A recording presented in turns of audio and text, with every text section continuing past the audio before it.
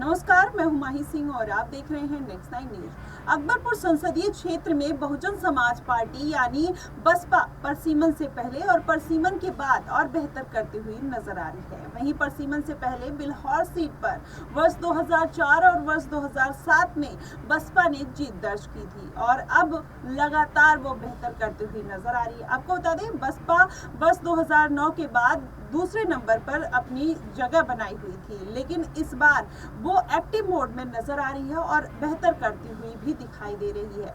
जिस तरीके से परसीमन के बाद अकबरपुर सीट पर वर्ष 2009 से बसपा लगातार दूसरे नंबर पर बनी हुई थी, ऐसे में अब जिस तरीके से मायावती ने अपनी चीजों को सेट करना चालू किया है, तो माना जा सकता है कि मायावती इस बार कुछ कमाल दिखाती हुई नजर आएंगी। वहीं पिछड़ा और दलित बाहुल सीट पर बसपा इस बार नंबर 2 से नंबर 1 को बदलने की तैयारी में जुट गई है, इसलिए उसके हिसाब से ठोस रणनीति बनाकर उस हिसाब से कदम बढ़ाती हुई भी नजर आ रही है। वहीं बसपा सुप्रीमो मायावती सोची समझी रणनीति के तहत लोकसभा चुनाव में फैसले ले रही हैं। वहीं पहले उन्होंने संगठन में सर्वे समाज की भागीदारी सुनिश्चित की और उसके बाद इंडिया गठबंधन से अलग अकेले चुनाव लड़ने का निर्णय ले लिया, ताकि आधार वोटरों को एकजुट किया जा सके। फिर गांव चलो अभियान में गांव-गांव जाकर बूथ को मजबूत करने की कोशिश कर रही है। आपको बताएं, करीब 2 साल पहले उत्तर प्रदेश के विधानसभा चुनाव हुए थे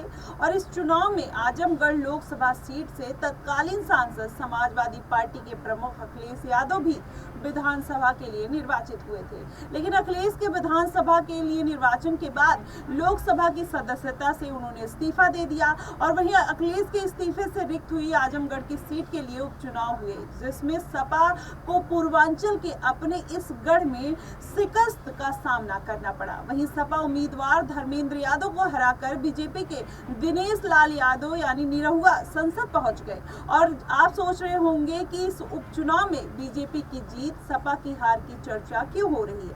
दरअसल इस उपचुनाव में नतीजे आने के बाद जीतने और दूसरे स्थान पर रहने वाले से उम्मीदवार की अधिक चर्चा तीसरे स्थान पर रहे उम्मीदवारों की हो रही है। वह उम्मीदवार थे शाह आलम उर्फ गुड्डू जमाली। आपको बताएं, बसपा के टिकट पर चुनाव मैदान में उतरे थे गुड्डू जमाली और तीसरे स्थान पर रहे थे, लेकिन चुनाव जीतने वाले उम्मीदवार के मुकाबले वोट का जो अंतर था वो 50,000 से भी कम का ही रहा। ऐसे में बीजेपी उम्मीदवार निरहुआ को 3 लाख और 12,767 वोट मिले थे। वहीं सपा के धर्मेंद्र यादव को 8,689 वोटों के अंतर पर वो चुनाव हार गए थे। वहीं गुड्डू जमाली की बात करें तो 2,66,210 वोट उनको मिले थे। अब ऐसे में मायावती जिस तरीके से सीटों का समीकरण बनाती हुई नजर आ रही है और जिस तरीके से अब उनका जो पूरा फोकस है वो कहीं ना कहीं ठाकुर और ब्राह्मण जाति के लोगों पर है, क्योंकि जिस तरीके से वो मुस्लिम बाहुल्य सीटों पर पहले भी अपनी पकड़ बनाती हुई नजर आ रही हैं और ऐसे में अब उनकी जो जरूरत है वो ठाकुर और ब्राह्मण जाति के लोगों की है। जिस तरीके से उनके कार्यकर्ता प्रचार प्रसार गाँव-गाँव जाकर कर रहे हैं, ऐसे में माना जा सकता है कि मायावती एक्टिव मोड में नजर आ रही है। ऐसे में अब क्या चंद्रशेखर आजाद जो नगीना सीट से अपनी पैठ बनाते हुए नजर आ रहे हैं, क्या वो भी मायावती के इस चीज में शामिल होंगे या उनके इस रैली में या फिर जो अंबेडकर नगर में अपनी पैठ जमाने की कोशिश कर रही हैं, क्या उसमें चंद्रशेखर आजाद का भी साथ मिलता हुआ नजर आएगा।